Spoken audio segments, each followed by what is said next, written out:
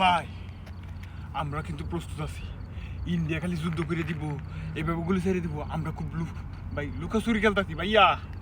আমার টেনশন হইতেছে ভাইয়া, কোন সময় আইয়া বলে ভাই রে ভাই। আমার খায়াল হইতেছে ভাই, মনে হইতেছে যে ইন্ডিয়ানরা কোন সময় বাংলাদেশের মধ্যে ছেড়ে দেয় ভাই।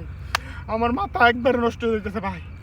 ইন্ডিয়ানরা পাকিস্তানিরা যে পরিমাণে লাগছে ভাই, আপনারা যদি দেখতেন আজকের রাত্রে প্রায় 30টা ড্রোন ধ্বংস করছে। একটা যদি বাংলাদেশে গায়ে পড়তো ভাই, বাংলাদেশের মানুষ আতঙ্কের মধ্যে আছে প্রচুর। আপনারা বিশ্বাস করেন না করেন ভাই, এখন আমি একদম নিরিবিলি জায়গার মধ্যে চলে আসছি।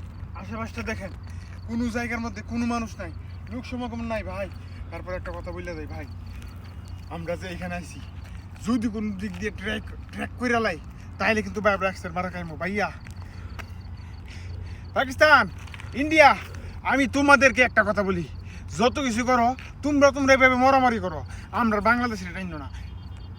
শুনছেন ভাই আওয়াজটা? ভাই কি সুন্দর আওয়াজ, গুলাগুলিটা বুঝতেছে ভাইয়া। আল্লাহ